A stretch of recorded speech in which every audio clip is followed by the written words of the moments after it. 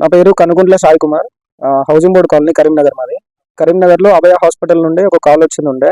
So వాళ్ళు ఏంటి అని అంటే ఒక ఫ్రాడ్ చేస్తున్నారు. వాళ్ళు ఇట్లా హెల్త్ ఇన్సూరెన్స్ కార్డు ఉంటే మేము అమౌంట్ ఇస్తాం, 50% మేము తీసుకుంటాం, 50% మీకు ఇస్తాం అన్నట్టుగా జాయిన్ కమ్మని చెప్పేసి మాకు చెప్పారు.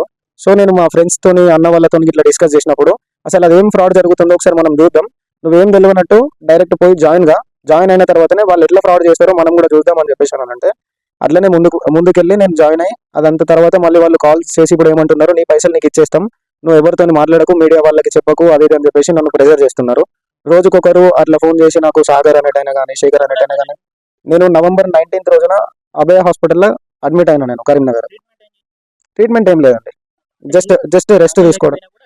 ప్రాబ్లం లేకున్నా కూడా అడ్మిట్ చేసుకొని వాళ్ళు ఏంటంటే ఇన్సూరెన్స్ కంపెనీని ఫ్రాడ్ చేసి, సో ఏదో ఒక ఫేక్ వేరే వాళ్ళు ఏదైనా జెన్యున్ ఆయన కేసెస్ రిపోర్ట్స్ ఏదైనా ఉంటే నేమ్ ఎడిట్ చేసి వాళ్ళు బిల్స్ అవి హెల్త్ ఇన్సూరెన్స్ వాళ్ళకి బిల్ పెట్టుకొని హాస్పిటల్ వాళ్ళు క్లెయిమ్ చేసుకొని పేషెంట్కి హాఫ్ అమౌంట్ హాస్పిటల్ వాళ్ళు తీసుకోవడం జరుగుతుంది. ఇన్సూరెన్స్ వాళ్ళని కంప్లీట్గా ఫ్రాడ్ చేస్తున్నారు. టాటా ఏఐజీ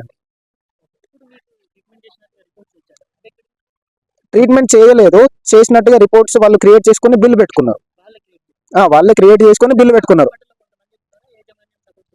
యాజమాన్యం మొత్తం కంప్లీట్ గా హాస్పిటల్ వాళ్ళే ఫ్రాడ్ చేస్తున్నారు. హాస్పిటల్ వాళ్ళు ఏంటి అని అంటే పక్కన ఇప్పుడు మార్కెటింగ్ కానీ అట్లా బయట వీళ్ళతో లింక్ అయి ఉండి వాళ్ళ ద్వారా పేషెంట్లని రప్పించుకుంటున్నారు హాస్పిటల్ కి.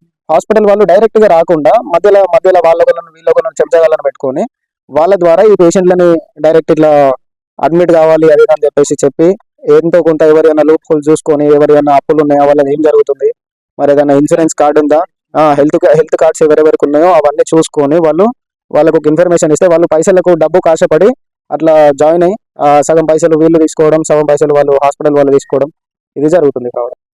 డిఎంహెచ్ఓకి ఆల్రెడీ లెటర్ రాస్తున్నాను, నేను కంప్లైంట్ చేస్తున్నాను. ఆల్రెడీ కంప్లైంట్ చేసిన నేను ఇదే ఓకే కంప్లైంట్ పంపించినాం ఇది డిఎంహెచ్ఓకి ఆల్రెడీ. ఈ టాటా ఏజీ ఇన్సూరెన్స్ కంపెనీ ఒకటే కాకుండా అన్ని ఇన్సూరెన్స్ కంపెనీ వాళ్ళు కూడా కొంచెం ఒకసారి చూసి వీళ్ళపైన చర్యలు తీసుకోవాలి. గవర్నమెంట్ కూడా చూడాలి. సాయచంద్ అన్న తమ్ముడు సాయి వచ్చేసి మా ఇంటి దగ్గరనే ఉంటాడు. అన్న ఇట్లా ప్రాబ్లం ఇది ఉందన్న, ఇట్లా ఇన్సూరెన్స్ కంపెనీ ఇట్లా పోతే నన్ను ఇట్లా ఫ్రాడ్ చేశారన్న, దీని గురించి మనం మాట్లాడదామన్నా అంటే సరే మేము కూడా వెళ్ళి హాస్పిటల్లో మాట్లాడాం. వాళ్ళు వచ్చేసరికి వాళ్ళు మాకు రిప్లై విధంగా మీరు ఎవరికైనా చెప్పుకోండి, ఇవి ప్రతి ఒక్క హాస్పిటల్ ఇట్లనే జరుగుతున్నాయి, మీరు ఏం చేసుకున్నా కానీ ఒక్కరోజు మందం అట్లా టెలికాస్ట్ చేస్తారు, ఇడిచి పెడతారు, అంతే తప్పించి కానీ మాకు ఏం పోయేది లేదు. ఏమైనా ఎక్కువ అయితే పేరు చేంజ్ చేసుకుంటాం, మళ్ళీ సేమ్ ఇట్లా నడిపించుకున్నా అన్న విధంగా మాట్లాడుతున్నాం. ఈ విధంగా జరగడం వల్ల అవసరమైన వానికి ఆ ఇన్సూరెన్స్ అనేది వర్తించకుండా ఇట్లా ఫ్రాడ్గా ఇట్లా జరుగుతున్నాయి. దీని మీద తగిన చర్యలు తీసుకోవాలని మేము కూడా కోరుకుంటాం. అవును, డబ్బులు ఇస్తా అని చెప్పారండి. అయితే నాది ₹1,00,000 పాలసీ. డైరెక్ట్ 1 lakh మొత్తం క్లెయిమ్ చేసుకున్నారు వాళ్ళు. 50% అంటే 50,000 నాకు ఇస్తా అని చెప్పారు. ఆ అమౌంట్ ఇవ్వడానికి కూడా నేను అది అమౌంట్ తీసుకొని ఒకసారి అక్కడ ఒక ఎవిడెన్స్ క్రియేట్ అవుతుంది అమౌంట్ తీసుకునేటప్పుడు అన్న ఉద్దేశంలో నేనున్నా. అమౌంట్ ఇంకా నేను తీసుకోలేదు. ఆ అమౌంట్ కోసం ఇప్పుడు నేను ఇదంతా చేస్తున్నా అని చెప్పేసి వాళ్ళకి అర్థమైపోయింది అన్నట్టు. వాళ్ళని నేను కావాలనే పట్టుకోవడానికే నేను హాస్పిటల్లో జాయిన్ అయినా అని చెప్పేసి ఇవన్నీ వాళ్ళకి తెలిసిన తర్వాత వాళ్ళు ఏమంటున్నారంటే రోజుకు ఒక ఫోన్ చేసి ఎవరితోనో కాల్ చేయించుకుంటా, నీ పైసలు నువ్వు తీసుకో, నీకు అవసరం ఉంటే ఏమన్నా డబ్బులు ఏమన్నా కావాలన్నట్టే మేము చూసుకుంటాం, పిచ్చి చేయకుండా వీళ్ళకి చెప్పకుండా మీడియా అది కాకుండా ఏదో ఒకటి తీసుకొని నువ్వు లొంగిపో అన్న విధంగా మాట్లాడుతున్నారు.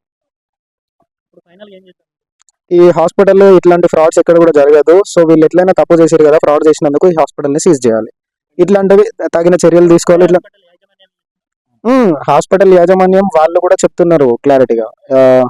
అంటే వీళ్ళు హాస్పిటల్ టీట్ హౌస్ గల్లీలో ఉండే ఫస్ట్ నేను జాయిన్ అయినప్పుడు. ఇప్పుడు హాస్పిటల్ అనేది కొంచెం దూరంలోకి మళ్ళీ షిఫ్ట్ చేసుకున్నారు అన్నట్టు వాళ్ళు హాస్పిటల్. అది పాత యాజమాన్యం వేరు, ఇది మేం వేరు అన్న విధంగా మాట్లాడుతున్నారు. మీరు ఏం చేసినా కూడా మాకేం కాదు, మీరు ఏమన్నా చేసుకోండి అన్న విధంగా మాట్లాడి డైరెక్ట్ ఫేస్ టు ఫేస్ అట్లా మాట్లాడి దాని తర్వాత మళ్ళీ వేరే వాళ్ళతోనే ఫోన్ చేయించుకుంటా ఏమన్నా డబ్బు తీసుకొని లొంగిపో అన్న విధంగా మాట్లాడిపిస్తున్నారు వాళ్ళు. ఆ డబ్బు తీసుకో అది అని చెప్పేసి మాట్లాడిన రికార్డ్స్ కూడా ఉన్నాయి, అవన్నీ నేను ఇస్తున్నాను. ఓకే, డిఎంహెచ్ఓ సర్టిఫికేట్ ఇది డిఎంహెచ్ఓకి ఆల్రెడీ కంప్లైంట్ రాస్తాను.